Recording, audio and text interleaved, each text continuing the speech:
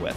But first, let's introduce our player in the top left for the Juggernauts from Vietnam. It is MeomaikA.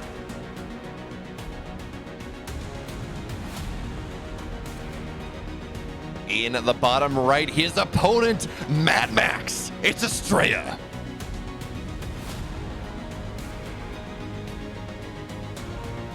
And you talked about it a little bit. We talked about MeomaikA just a little bit. And he has started off with already something that can only be characterized as his own. Truly, he is a player that plays his own breed of StarCraft. He goes for an extractor trick into a 17 pool, a late hatch, and now a gas behind it. And if you think that you know StarCraft, if you're a player that's timing oriented, MeomaikA is going to be your bane. He is going to be the kind of player that against players that are, okay, at this timing, at 212, my cybernetics core finishes up. I start up my Stargate at this timing, 218, 220. I chrono boosted depths. I have them out at 242. MeomaikA is like, ha, ha. Ha, yeah, you get all those out? Yeah, I'm going to kick you in the teeth with your timings. And, you're like, ow, my teeth. And that's MeomaikA's style in a nutshell, is ow, my teeth. That sounds about right. So, Steadfast, what I'm hearing is it's better to never scout the man. Because if you don't know what your opponent's doing, you cannot react incorrectly. That is, it makes sense there. So Astrea already finding himself in a bit of a deficit by sending probes onto the other side of the map. As he's going to actually find himself forced to wall this off. He sacrificed the probe. And even if you do, and you do cancel that Pylonus, he should eventually, as 25 minerals down the drain that Astrea does not really want to spend. It looks like the probe, okay. Actually, probe does survive as the depths finds its way on over. And Astrea, well, Stargate into Warp. That was Stargate into Warp Gate, actually. No, never mind. That's normal. Warp Gate into Stargate's the weird one. Stargate into Warp Gate on the way. Is this Oracle play? Is this Voids? That's really the question here, because while the new Protoss style is dominant, we've been seeing Hero look really good, and Hearthstone look really good, and all these other Protoss players playing it look really good. Astrea, he's always had his own idea about how to play this matchup. Yes, they're both players that are very much big fans of figuring things out themselves. And we even heard in an interview with Astrea that he's a big fan of, marching to the beat of his own drum. He is the kind of player that loves to do things a little bit differently. And speaking of, I want to illustrate the point a little bit more. So it may seem like really nothing happened in this early game. And to be honest, not a lot did happen. But with that early pull, what MeomaikA was able to force out, he forces out that first pylon. And then he forces out another pylon. Both of them were canceled, yes, but that's 50 minerals down the drain for the investment of 2 Zerglings, one of which survived. And then that was all meant to get a scout, and he gets the scout anyways with the Overlord. He sends it all the way away. We've got a Void Ray coming out for Astrea, which is already a little bit of a deviation from what he would want to do. It delays his Oracle. And we've got MeomaikA going for a very quick layer and a quick second gas. He's such a nightmare to go up against. He's so different. He's so outside the box. He is his own race in a sense. That he is now with more Lings. Hydrogen on the way. I mean, I heard rumors of this 55 drone Ling Hydra timing that MeomaikA, if you follow Lambo's Instagram, he's talking about how MeomaikA has told him that Hydras are good, but I did not expect it to become like this. Hydra 10 going down before the 5-minute mark. Ling's now sharking around, looking to find that third base. And, well, because Astrea, he opened Void Ray, he's looking for damage. This one Adept does not feel like it's going to be enough. Yeah, there's a second one warping in, and it looks like, okay, it will be in time. So Zerglings may pop on out. Looks like on the other side, a couple workers will go down. Did Astrea see the Hydra 10, though, Steadfast? That's the question I'm really asking myself, and he did. So now Astrea has some idea of what's happening, but there is a big difference between knowing what's happening, or at least having an idea of what's happening, and being prepared for the Meo Hydraling bust. Yes, it is going to be hitting before 55. It is going to be 44 drones. No, he's going to build a couple more. He's getting Hydra speed first. The thing is, he can do this, and he can just retain the Hydras, and if he sees that you're prepared, he will just back away. Now, this is pretty nice right now for Astrea. Does grab another drone, sees the Hydras have been produced, and he knows that an attack is very likely to come. And we've got Astrea. He's actually going to stop probe production for a little while, going to focus a little bit more on gateway production and build a couple of static defenses here. Photon cannon, second shield battery at the third base. I think these are great decisions, and I really like the positioning too. He's trying to set up in a place where he won't get segmented off between the natural and the third, because that's where things get scary. He doesn't have blink or +1. This is a scary push. It's a really scary push.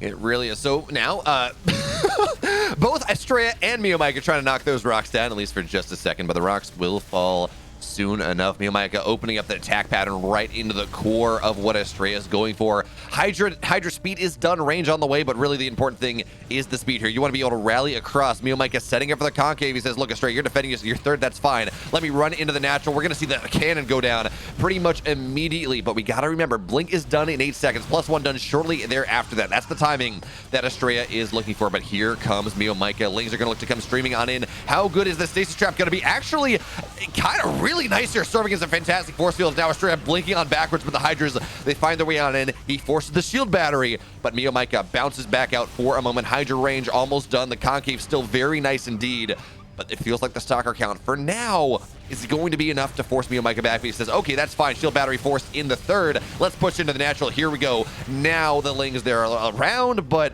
it feels like Astrea's held this. Yes, he certainly has at this point. Very, very well done from Astrea. MeomaikA trying to bait his opponent out with that move into the natural. But Astrea, I mean, because of how well he placed these cannons and shield batteries, baiting him out didn't get that much done. Now he does find the Oracle. That's really nice. No more stasis traps, no more revelations. MeomaikA is going to push forward here. The Zealots that are warping in are not going to be all that relevant. And Astrea, he's actually still in some big trouble right here. One of the gateways gets depowered, as does the cannon. MeomaikA with the Hydras. He's got so many Hydras here. And yes, these are +1 stalkers, but this is looking more and more scary, I feel like. MeomaikA, he's putting Astrea in a corner, and Astrea, he's microing backwards. He's microing really well indeed. And no, actually, he's microing this so damn well. The Hydra count is starting to fall here. Astrea running forward, but the reinforcements of MeomaikA, that is what matters. Probes are going to get pulled. 10 have gone down, but MeomaikA is not getting enough here. The supplies are starting to equalize more and more. And yes, MeomaikA, he found himself an opening, knocking down the stack defense, but Astrea feeling so damn confident now, moving on forward. He can't blink on top of this just yet because, again, the reinforcements of MeomaikA are there, but Astrea fighting so much value over time. These stalkers, they got to find their way on back again. MeomaikA looking to put Astrea in a corner, but Astrea equalized the supply. It looks so good for MeomaikA for a second, but the stalker count it continues to grow. The quality of the army of Astrea continues to grow, and it feels really hard for MeomaikA now.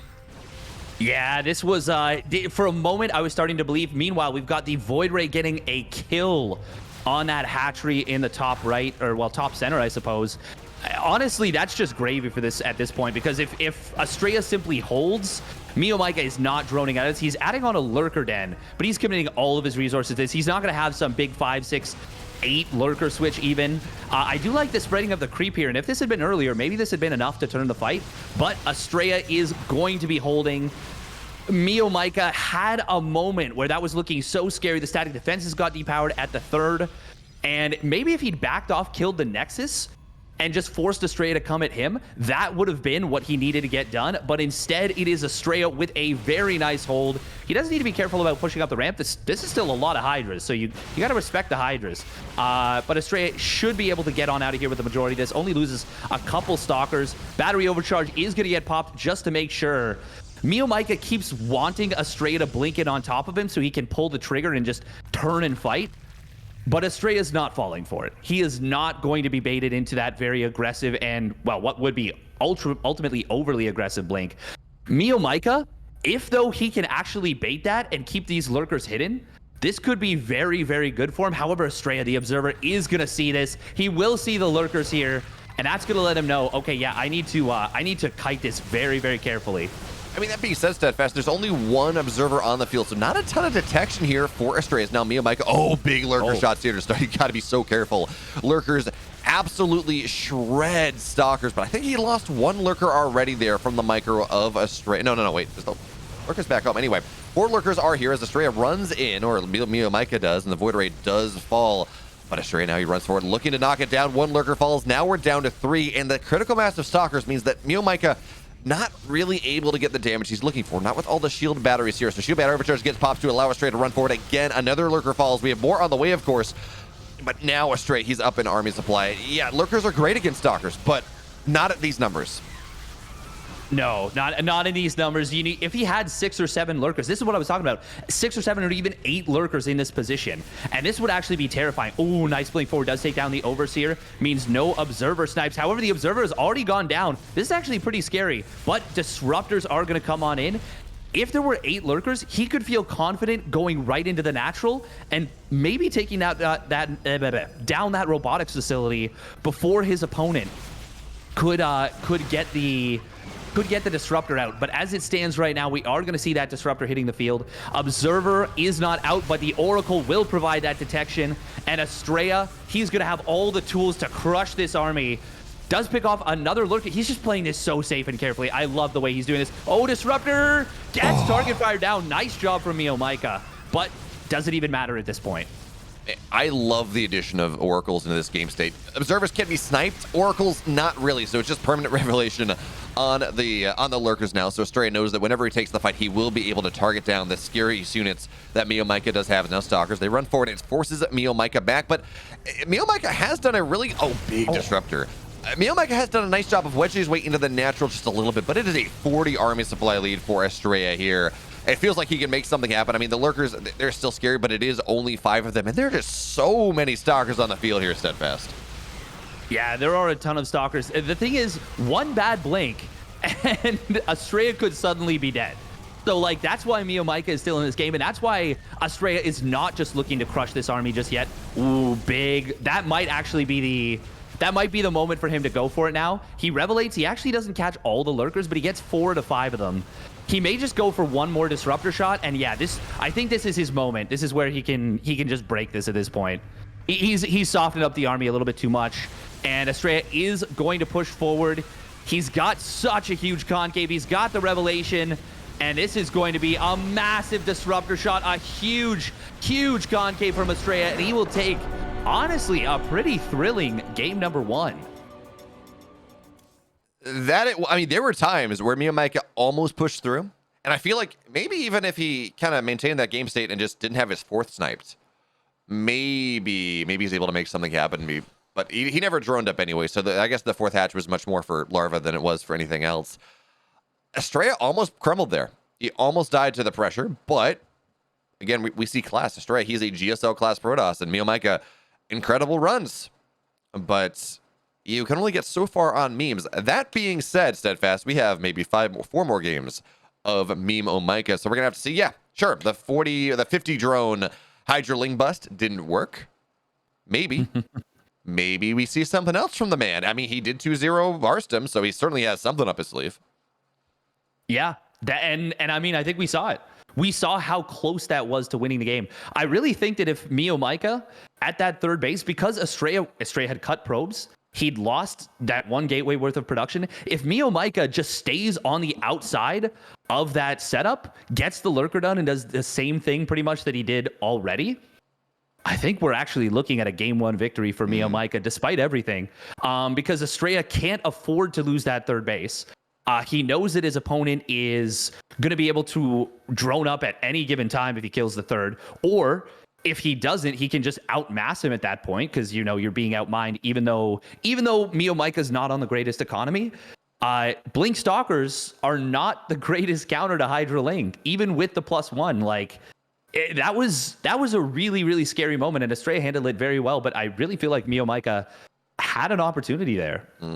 He really did. It's funny, though. I was talking to Scarlett about this new hero style, and which is not totally what we saw there, but and I'm like, hey, what about Hydras? Hydra Ling really good against stalkers. And she said, yeah, I tried that for 2 days. I got bopped. It wasn't worth it. But MeomaikA, he's got a different idea about the matchup, and certainly, yeah, 50 drone Hydra Ling timing is a lot different from any sort of Hydra Ling Bane mid-game something. So we're gonna have to see what MeomaikA has in store for us, what Astrea has in store for us. This game 2, it's on Moondance. Folks, in the bottom right here in the red, the savior of Southeast Asia. He got some cool build ideas for the Juggernauts, MeomaikA.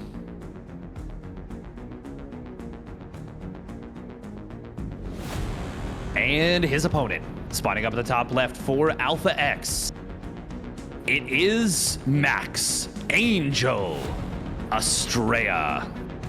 Now, I actually really like this decision to go for the 12 pool, specifically against Astrea, because he is the kind of player that, one, will go Nexus first, and two, will go no scout gateway in this matchup. So a 12 pool is the kind of thing that could absolutely catch him off guard. But if you're going to do that, I think it's very important that you pull a drone down to the natural to make it look like you're expanding. I think it's very, very important that you represent that at the very least. I really do think it's important. And to be honest, on this map, this is a 2-building wall map at the natural. You can wall this off, even if it's not the cleanest wall, with just 2 buildings. And I love the way that Astrea adds this second pylon in the back. Oh, this looks like a beautiful wall actually from Astrea, given the context of the game. I really like it.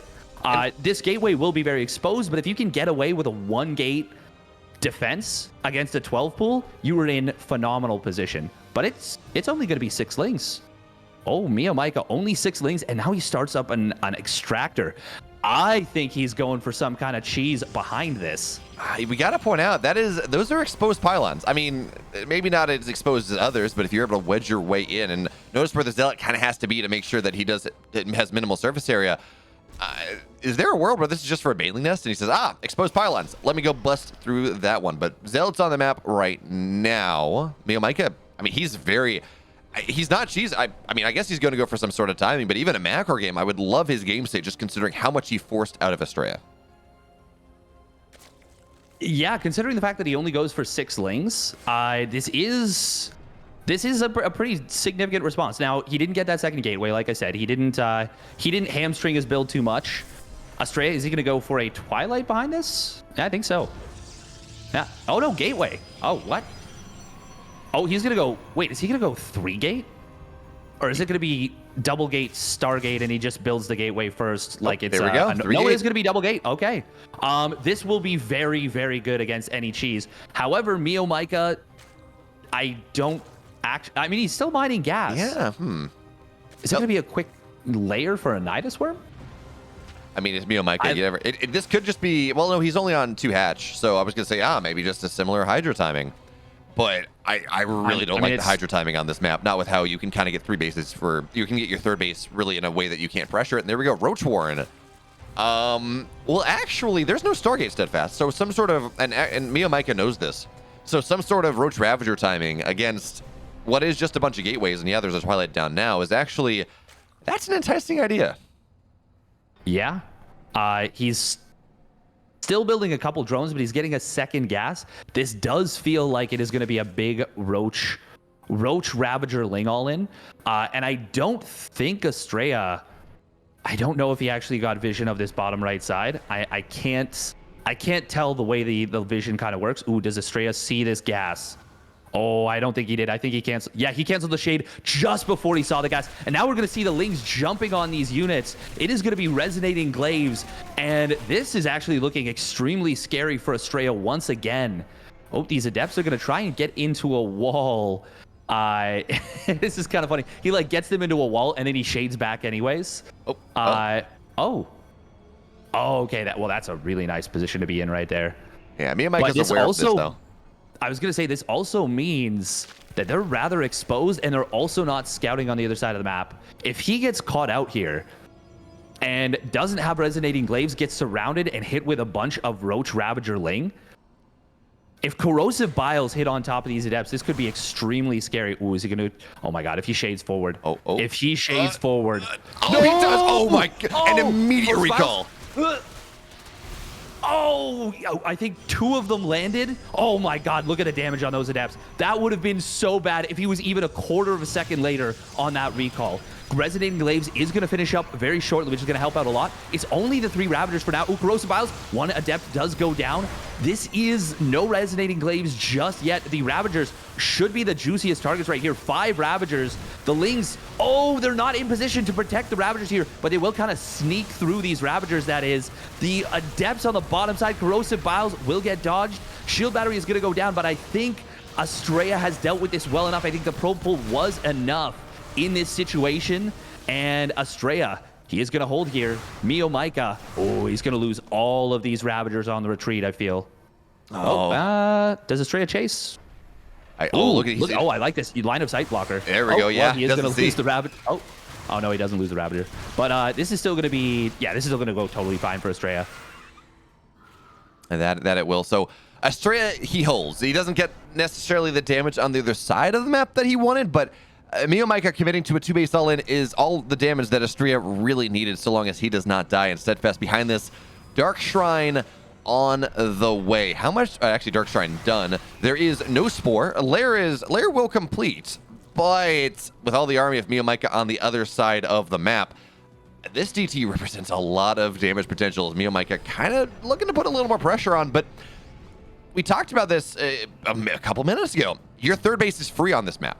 So it's not like MeomaikA can really go and put a lot of pressure on and, say, punish the Protoss for being too aggressive by canceling the third. That third base, you're just not punching through that wall. No, you're not going to be able to.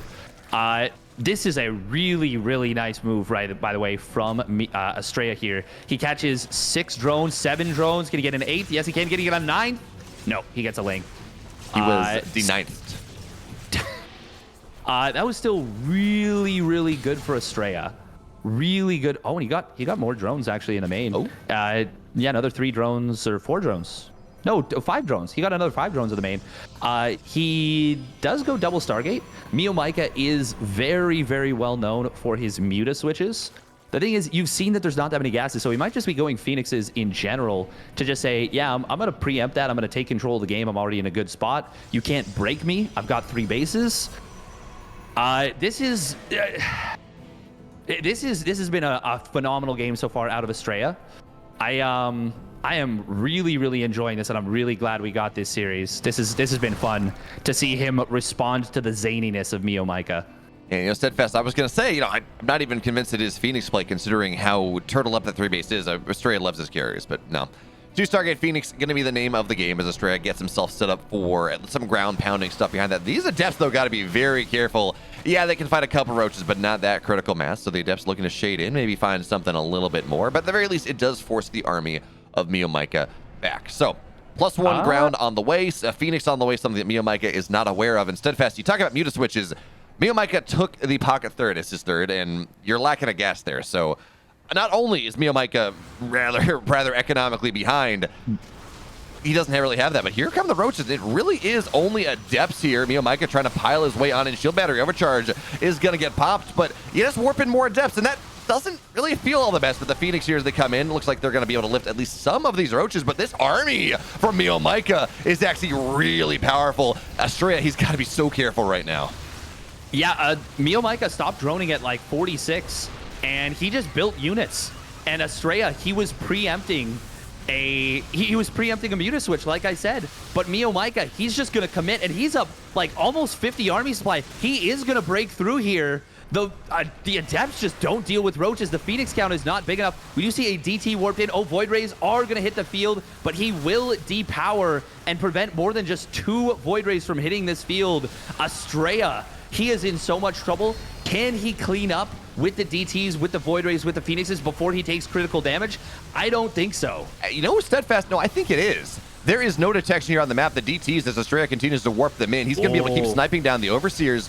But you gotta keep, the probes just have to keep running. You can't just go and have them fight like that, as 18 probes do go down. I mean, even still though, Astrea's worker count is not all that terrible just yet. The DTs, they continue to find so much value. It's no longer a 55 army supply lead. MeomaikA, yeah, he punched in, and yeah, there's detection now, but the roaches, they're all gone. Astrea, what an incredible hold. I mean, it's not done just yet. He has to rewall, but with the Void Rays, with the Phoenix here, I don't know. MeomaikA cannot punch through. Astrea, he stays alive. Well done from Max Angel. That was extremely well done. That battery overcharge in the natural was so clutch. And even with the DTs with no detection, if the 2 Void Rays get prevented from hitting the field, I think well, first of all, I don't think this ever actually was fully cleaned up. I think this rally of units is just still being such a problem, and it is actually still being a problem, but I don't think there's any respite between the attacks. As it is, though, that battery overcharge, the Void Rays getting out, little things making big differences. And it just goes to show that when you're going for this wild style that MeomaikA is,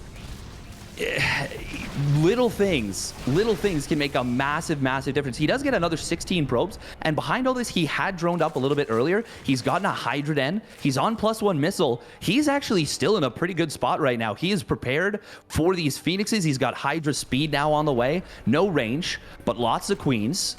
I think MeomaikA is actually still in a good spot, I think. The only problem for him, well, not the only, but the biggest problem for him, he did not kill any bases, so Astrea is able to build 4 probes at a time. That is a huge problem. We actually see the Phoenixes coming in to get 2 drones on the other side of the map. That's pretty nice. It's kind of interesting there. We see Astrea building 1 Void Ray, 1 Phoenix out of the Stargaze. He says, I need a hold, but also I need Phoenix, so we're going to do both. It's going to be fine. But oh, again, he's doing such a good job. He's making it impossible for MeomaikA to push because he says, yeah, I'm just going to knock down every little bit of your detection. Lings, though, actually finding a great trade there, knocking down a lot, and then they look to run into the natural where actually that... He thinks... but the Archon, boom. 44 kills on this Archon. That is 2 DTs that killed the crap out of a bunch of units, combined, put their score together to increase their SAT scores, and now they're just straight up cheating. It's the super score. He said, yeah, you know, I did really bad on math, but I did really good on reading. Let's see if I can do something else the next time. Is, ooh, the queens are walking here. Phoenix, got to be careful. Okay, not enough anti-air. And maybe one last queen, and the queen, I think the Phoenix lift and kill all that, but, or more Phoenix, but. Where, he doesn't have creep to drop. He's got no Overlord speed. These queens are not going to be able to add much value to this fight. They won't be able to transfuse, which is the main reason. He would have so much transfuse. That'd be 4, 7, 8, 9, 10, 11, 12, 13. This would be 13 transfuses. The disruptor shot. Gets 3 Hydras. Last second split, not quite enough. We do have 2 cannons and a shield battery finishing up in the natural. This is still very scary right now for Astrea.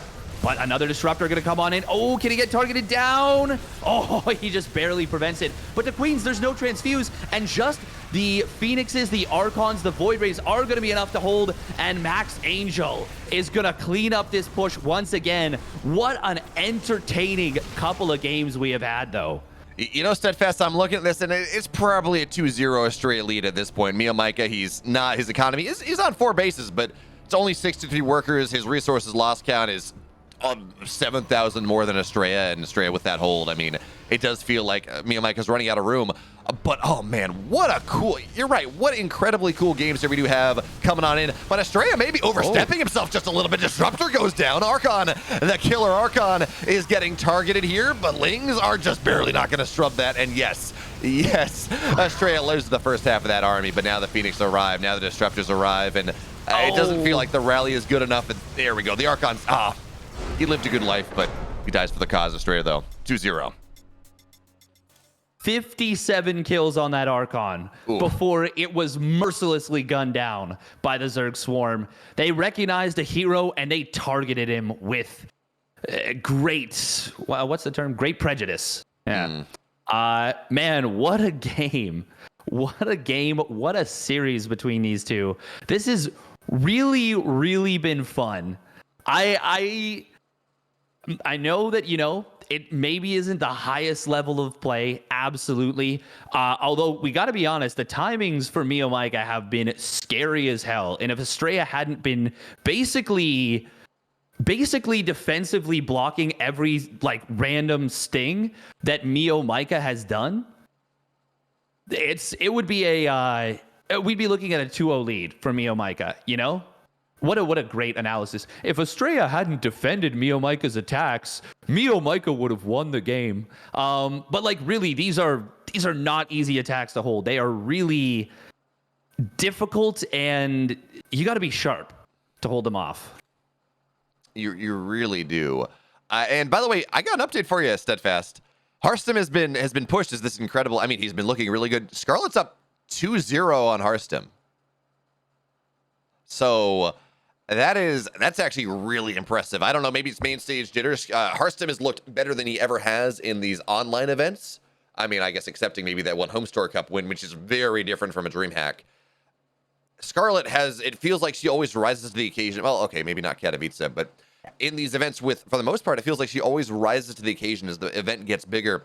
So Scarlet 2-0ing, or even just going up 2-0 on Hearthstone, big result there. And of course, special 3-0 new thermal, but we're going to have to see whether we're going to have a 3-0 as well for MeomaikA, or whether he finally punches on through, takes what looks like a strong timing into a strong game, because Steadfast, we're going to find our way into game number 3.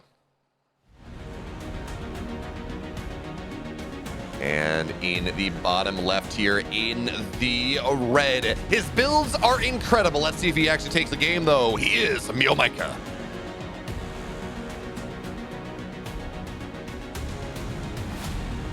And his opponent, spawning up at the top right, on the verge of making the round of 16. For Alpha X, it is Astrea. I really have to give massive props to Astrea for holding that push in game number 2. And game 1. Let's be real. I mean, in game 1, honestly, yeah, actually, and holding 3 pushes in game 2, because he held the first one, which was not an easy feat. He did lose 10 probes, but he was still in a good position.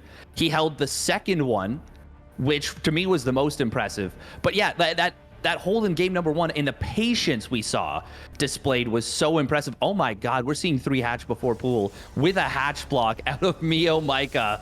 Oh my God, he is such a wild player.